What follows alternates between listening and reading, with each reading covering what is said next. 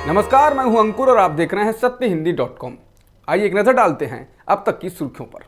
Tokyo में जारी Paralympics खेलों में भारत की टेबल टेनिस खिलाड़ी भविना पटेल ने इतिहास रच दिया है। भविना पटेल ने सेमीफाइनल में चीन की खिलाड़ी को हराकर फाइनल में प्रवेश कर लिया है। इसके साथ ही उनका रजत पदक तो पक्का हो गया है और अब वो फाइनल में स्वर्ण पदक के लिए खेलेंगे।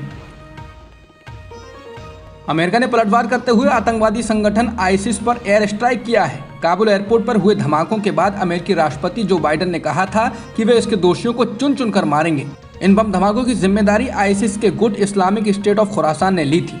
अमेरिका ने कहा कि ड्रोन के जरिए की गई ये स्ट्राइक पूर्वी अफगानिस्तान के नांगरहार प्रांत में की गई है और शुरुआती संकेत मिले हैं कि इसमें बम धमाकों के लिए जिम्मेदार शख्स को मार गिराया गया है। कैप्टन बिल अर्बन ने कहा कि इसमें किसी भी आम नागरिक को नुकसान नहीं पहुंचा है। बता दें, काबुल एयरपोर्ट के बाहर गुरुवार शाम को बम धमाके हुए थे, जिनमें अब तक 170 लोगों की मौत हो चुकी है। मरने वालों में 13 अमेरिकी सैनिक भी शामिल हैं। अमेरिका की ओर से काबुल हवाई अड्डे पर और धमाके होने की आशंका जताई गई है। अमेरिका ने कहा है कि अभी भी हवाई अड्डे के एक गेट पर विस्फोट होने का खतरा है। हालांकि हम पूरी तरह से तैयार हैं और इन खतरों की निगरानी कर रहे हैं। बता दें, अमेरिका और सहयोगी देश 31 अगस्त से पहले अफगानिस्तान से सभी लोगों को निकालने में लगे हुए हैं। वहीं तालिबान कह चुका है कि अगर 31 अगस्त के बाद भी अमेरिका रुकता है तो नतीजे भुगतने के लिए तैयार रहे। 9 महीने से कृषि कानूनों के खिलाफ आंदोलन कर रहे किसान 25 सितंबर को भारत बंद करेंगे। संयुक्त किसान मोर्चा ने भारत बंद का आह्वान संसद से कृषि कानूनों के पारित किए जाने के 1 साल हो जाने के मौके पर किया है। बता दें, पिछले साल सितंबर को इन कृषि कानूनों को संसद से पारित किया गया था। राष्ट्रपति के हस्ताक्षर से 2 दिन पहले ही किसानों ने 25 सितंबर को पिछले साल भी भारत बंद किया था और उसी तारीख को इस बार भी किया जा रहा है। राहुल गांधी से मुलाकात के बाद छत्तीसगढ़ के मुख्यमंत्री भूपेश बघेल ने साफ किया है कि उनकी सरकार पर अब कोई खतरा नहीं है। बघेल ने कहा कि मैंने राहुल गांधी से अपने दिल की बात कह दी है जो मुझे कहनी थी। अब वह अगले सप्ताह छत्तीसगढ़ आ रहे हैं। बघेल ने कहा कि उन्होंने उनसे राज्य में आकर स्थिति देखने को कहा है। मुख्यमंत्री ने एनडीटीवी से कहा कि हमारी सरकार सुरक्षित है, हम सभी एकजुट हैं। टीएस सिंहदेव हमारी सरकार में मंत्री हैं, मैं उनके साथ काम करने और उन्हें सम्मान देने को तैयार हूं। बता दें, बघेल के साथ बैठक में राहुल गांधी के अलावा प्रियंका गांधी वाड्रा भी मौजूद रहीं।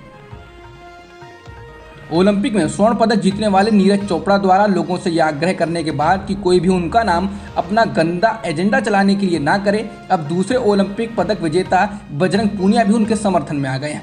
इंडियन एक्सप्रेस से बात करते हुए पहलवान पूनिया ने कहा कि खेल को भेदभाव के माध्यम के रूप में इस्तेमाल नहीं किया जाना चाहिए। उन्होंने कहा कि एथलीट चाहे पाकिस्तान से हो या किसी अन्य देश से, वह अपने देश का प्रतिनिधित्व करता है। वह पहले खिलाड़ी हैं, इसलिए ऐसा नहीं होना चाहिए कि हम उस व्यक्ति के खिलाफ कुछ कहेंगे क्योंकि वह पाकिस्तान से है। एथलीटों के लिए सम्मान होना चाहिए। बता दें, नीरज चोपड़ा ने कहा था कि उनके जेवलिन को पाकिस्तान के एथलीट अरशद नदीम ने फाइनल से पहले प्रैक्टिस के लिए लिया था, लेकिन लोगों ने इस बयान को अपने हिसाब से तोड़ मरोड़ कर पेश किया और भारत पाकिस्तान का एजेंडा शुरू कर दिया। शुक्रवार को भारत में एक दिन में 1 करोड़ कोरोना वैक्सीन की डोज लगाई गई, जो अपने आप में एक रिकॉर्ड है। इससे पहले एक दिन में 90 लाख से अधिक वैक्सीन की डोज लगाई गई थी। पीएम मोदी ने इसकी सराहना करते हुए इसको महत्वपूर्ण उपलब्धि बताया है। बता दें, भारत में अब तक 62 करोड़ से अधिक वैक्सीन डोज लगाई जा चुकी हैं, जिससे भारत की आधी वयस्क आबादी को कम से कम 1 डोज लग चुकी है और 15% को दोनों डोज लग चुकी हैं। भारत का लक्ष्य है कि दिसंबर तक देश की पूरी आबादी को वैक्सीन लगा दी जाए। भारत में पिछले एक दिन में 46,759 कोरोना संक्रमण के नए मामले दर्ज किए गए हैं, जो कि करीब पिछले 2 महीनों में एक दिन में आए सबसे अधिक मामले हैं। इसके अलावा एक दिन में 509 लोगों की जान भी गई है। बता दें, केरल में बढ़ते मामलों की वजह से देश में मामलों की संख्या बढ़ी है। फिलहाल देश में सक्रिय मामले 3,59,000 से अधिक हैं। अब तक की खबरों में इतना ही। बाकी खबरों के लिए बने रहिए सत्यहिंदी.com के साथ। सत्य हिंदी का ऐप डाउनलोड करें गूगल प्ले स्टोर पर।